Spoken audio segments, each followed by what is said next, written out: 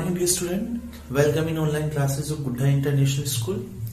Dear student, today in this lecture we will discuss about Akbar's cultural achievements. In last two lectures you have seen case study part 1 we have discussed about the complete administration system.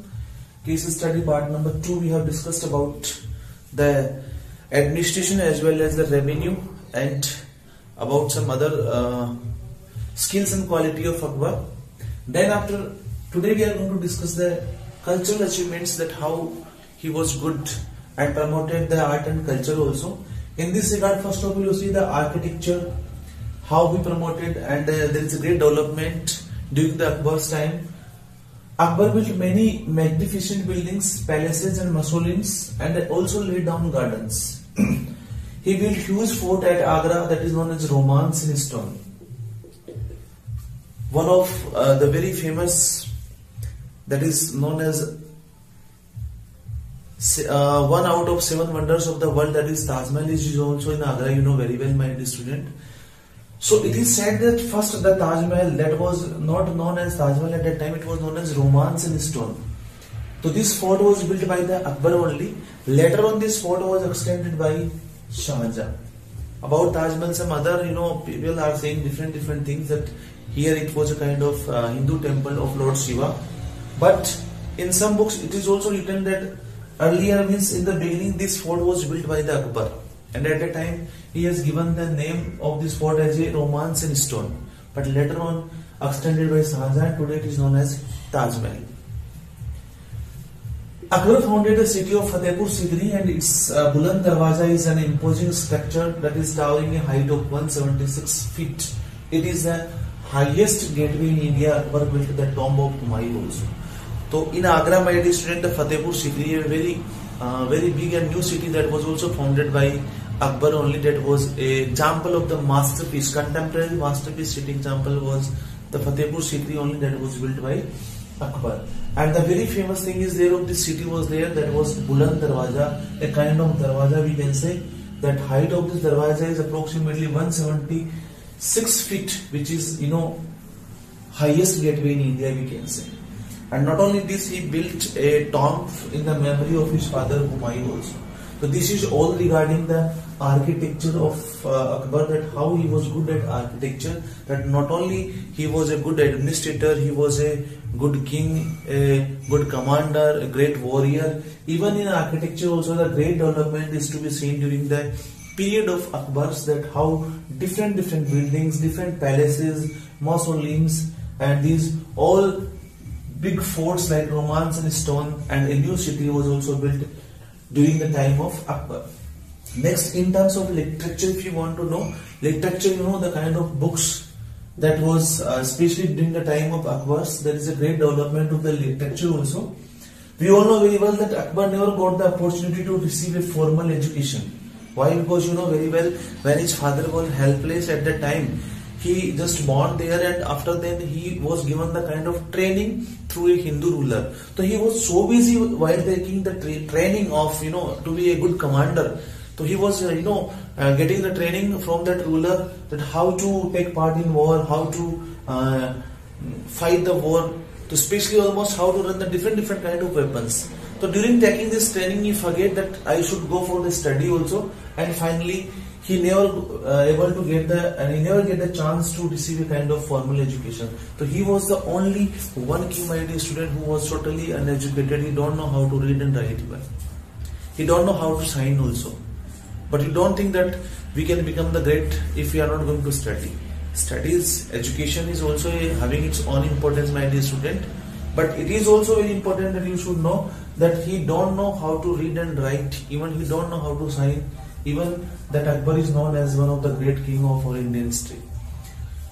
Though he was unable to read and write, he was a great patron of learned men. Yes, the very important thing is there that in his court, the great scholars were there. They were all patronized by him. He acquired much learning by having the books read to him. That whatever the books they are going to read in front of him, by the reading, means by hearing the reading of those books, he has taken the good knowledge of those books. So simply by learning, by writing as well as by hearing also. Means if someone is going to read a very good book and you are hearing that, then also you can get the good knowledge. The same did by the Akbar also. If we talk about some of the adult scholars, just like Sheikh Mubarak, Abul Fazl, Abdul Rahim Khan Khana, Fezi, they all were the great scholars in his court. Several scholars at his court, like Akbar's knew both, they knew the Persian as well as in Sanskrit language also, just like Abul Fazl, Fiji and Sir Hindi. And why? Because they know the court language of the Akbar was the Persian only. So most of the Hindu literatures are there, they are in Sanskrit language. So he is not going to understand. So simply these all scholars are appointed by him so that they can translate the Sanskrit literature into the Persian one. So many like books like Ramayana, Mahabharata, Vishnu Sharma, Panchtantra, Lilavati, Tilkam, these all kind of books are there. They translated by these scholars into the Persian language so that the Akbar can go through easily. Means not by him, means the other peoples, those are they are not familiar with the Hindi, not familiar with the Sanskrit, they can easily go through the Persian language. During the Akbar's lifetime, Hindu literature also made progress. Among the notable scholars were Rahim, Kabir, Tulsi and Surdas. So not only my dear student, the Persian literature and Sanskrit literature, some Hindu literature was also there. They also having the great progress. Just like well, Abdul Rahim Khan Khana, Kabir Das ji, Surdas ji, they also have written the different kind of literature at the time. Still you know very well that the Doha, Kabir and Rahim is very famous among us. So these all scholars were there. They are during the time of the Akbar only, and they have really contributed great in the progress of literature. So in terms of literature, if you want to know that really the literature was also great and developed during the time of Akbar. Maybe he was not well educated, but really he patronized the great scholars and they translated Sanskrit into Persian as well as some Persian into Sanskrit also. So many Hindu literature also well developed. So all Hindu scholars as well as Persian scholars, they all patronized by him so that he can gain the good knowledge from all the religions and religious books and literature. Next you see music and paintings.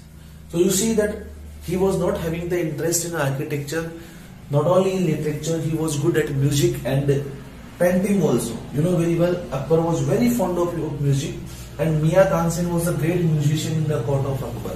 The real name of Mia Tansen was Ramtanu Pandey. The real name of Birbal was, my dear student, Mahesh Das. You keep these two names in your mind, that what was the real name for Birbal, Mahesh Das, and for Mia Tansen, Ramtanu Pandey. So he was a great musician. He always ordered by the ruler to prepare the different kinds of, to create the different kinds of rags for the ruler, for the king, simply we can say.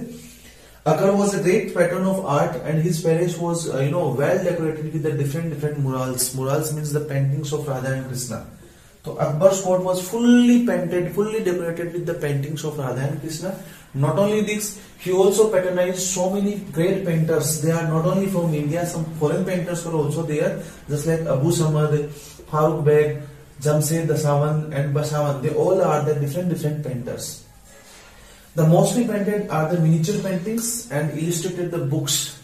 Miniature painting means the small scenes of the books, just like some scene of Ramayana and Mahabharata, some scene of foreign literature, just like Laila and Majnun. That kind of scene are also painted by those painters in the court of Akbar. That is going to be give a kind of look that they are the businesses one, they are the actual and real one. In this way they have painted the walls of the court of Akbar.